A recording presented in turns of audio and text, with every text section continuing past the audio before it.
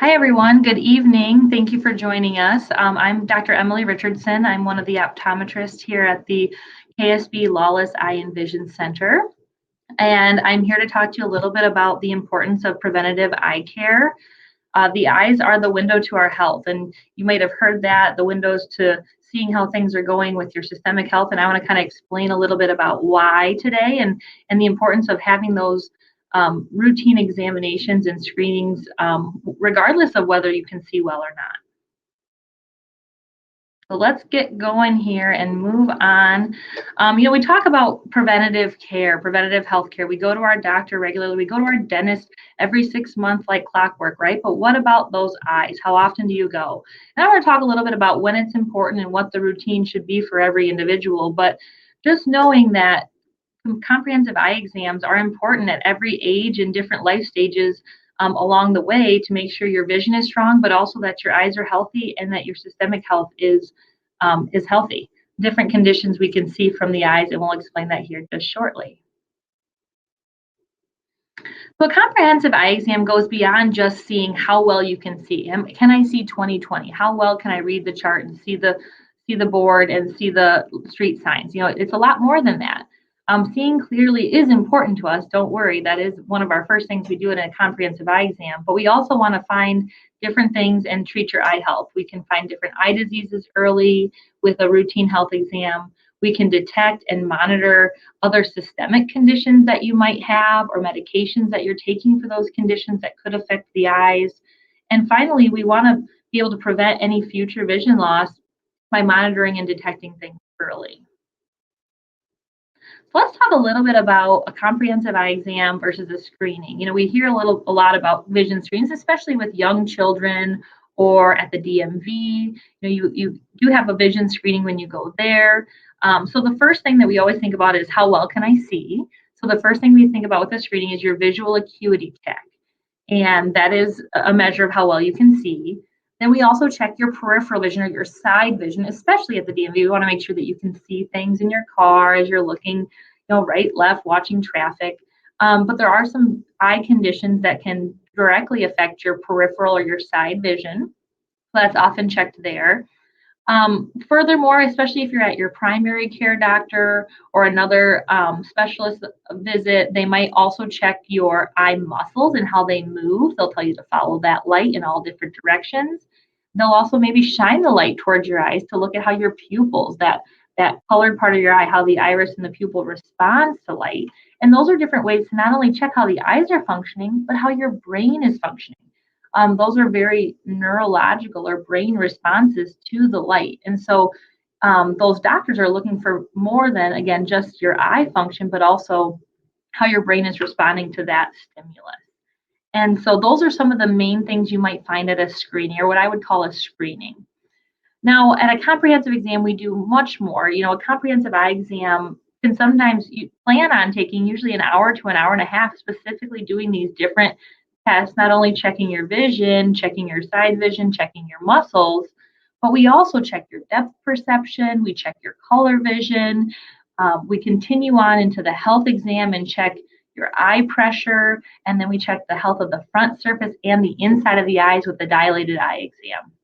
It seems like a lot, and it is, but it is all things that are necessary to be thorough in making sure that we're not missing any potential eye conditions, systemic conditions that would affect your overall vision, not just now, but also in the future. So all of these things, we think about vision screenings, again, school screenings that you might have at your place of work, whether that be in one of the businesses in the area. We do some screenings in some of the local businesses. We come out and check vision and check pressure, or at the DMV. Those are all screenings. And what those do is they indicate the potential need for further evaluation, the need for a comprehensive eye exam. And those are great. They have their own place. They make sure that, we're all aware of what our vision is. But what I'm here to say is it's really actually important for everyone to have a comprehensive eye exam, especially at different points in their life. So we'll talk about that. Let's talk a little bit about the importance of that health part of the visit, the additional things that we do that's more than a screening. This here shows a picture of the inside of someone's eye. and it shows the blood vessels and the tissue there that we use to detect what we're seeing, and how that then gets transferred into our brain so we can process that.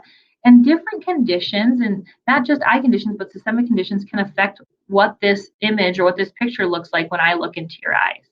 Now, the really cool thing is the only way to see blood vessels in our body without, you know, having surgery, having a cut in the skin, or using an X-ray or CT or other imaging devices is to look in the eyes. And so I can look directly at your blood vessels and tell and be able to, communicate back to your other doctors or specialists, that there might be some changes in with your high blood pressure, with your blood sugars, with cholesterol. Those sort of things actually change how the blood vessels look, and can even lead to some damage in the eye, bleeding or leaking, or parts of the eye that aren't getting enough blood flow due to these conditions. What that means is if it's happening in the eye, it's probably happening elsewhere in your body. And so that's why it's really important for us to communicate that back to your primary care doctor or your other specialists. As you can also see, not just systemic conditions, we are also looking for a numerous numbers of different eye conditions that could be affecting you now or could affect you in the future based on your family history, based on medications you might take, different things that can affect your eye, your eye health.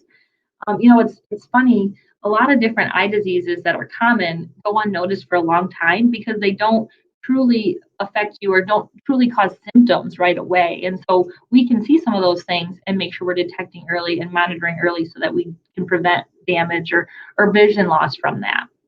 Glaucoma is a good example.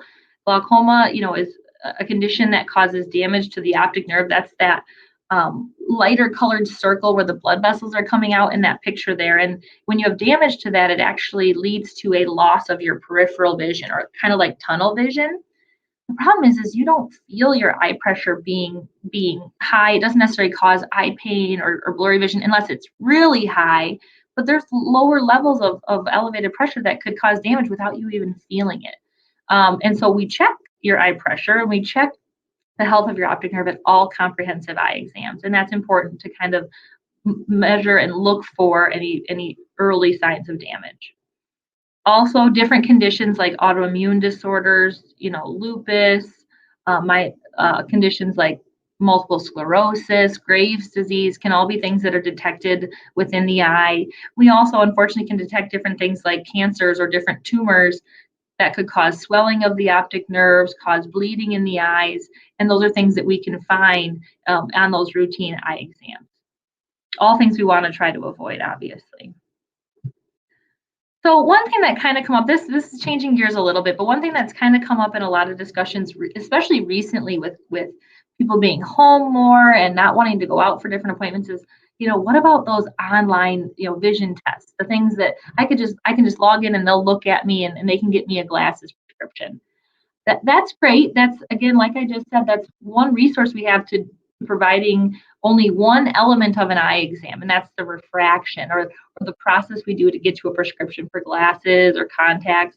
But much like those vision screenings, that does not provide us any insight to the health of the eyes or our systemic health when we do those sorts of visits. And so they kind of can give us a false sense of security. They can say, hey, my vision's really good. I can see really well. Everything must be fine. And I just want you to know that, there's no app for that. We really do have to have that comprehensive exam, that one-on-one time with the doctor to really make sure that the eye health is doing well and stable. And there's nothing that needs to be monitored. So the only true way to do that the only way to get that all clear is to see your doctor, your optometrist, your ophthalmologist, to make sure you have a checkup to check both your vision and your eye health. And again, early detection is key for a lot of these eye conditions. So when should I get an exam? I mentioned I'd be at this point. So for our little ones, we always recommend an exam between the year birth and 2 years. We also, at our facility here at Lawless Eye and Vision, all three providers do perform infancy exams. And that is a state-funded program that allows us to give a free eye exam to children between the ages of 6 and 12 months to really check for any specific vision disorders, eye muscle disorders, anything that could be affecting the development of their vision. So that's a really great service that we provide, and we really hope that people can have for their children. There also should be an exam done between 3 to 5 years, so around that preschool age. And now the state of Illinois does require an exam for kindergartners. So there should be 3 points of contact with the young people there, just to make sure that we're able to tell, because they can't always communicate that they can't see well or that their one eye is not working as well as the other, and that allows us to check for that. Then for those adults who are watching, some people say, again, I read a statistic last year that was done in a survey that, nearly half of the people aged 23 to 38, almost everyone says that they know an eye exam is important, but only half of those people in that age range actually have an eye exam because they say, hey, my vision's clear, so I should be doing okay. And that's what we're trying to avoid. I would say that between that young healthy age, we'd like to do eye exams every year annually, but again, every 2 years is definitely recommended for an asymptomatic or low risk patient. As we get a little bit older, we start to notice changes in our vision, and different conditions can affect us more commonly at those ages. So I would, again, recommend every year, especially once we get to a point of, I say 55 and older, the AOA says 65 and older, but definitely want to be doing them annually at that point. And that's even if you're seeing okay. We just want to make sure we can get you in and check the health of your eyes. Again, these are my references, the American Optometric Association, the CDC, all things that go into those recommendations that we have for you. And again, if you ever have a question, reach out to our office. We'd like to inform you and let you know what we think you need, because it's the only way for us to know is to really individualize that care for you and find out what services you need for us on a routine basis to make sure your eyes are healthy and your systemic health is taken care of as well. So I appreciate your time today. I hope you learned a little bit. If you have any questions or comments, please let me know. You can put them in the comment section underneath here, or reach out to us through the Facebook page. I appreciate your time this evening, and we hope to see you soon.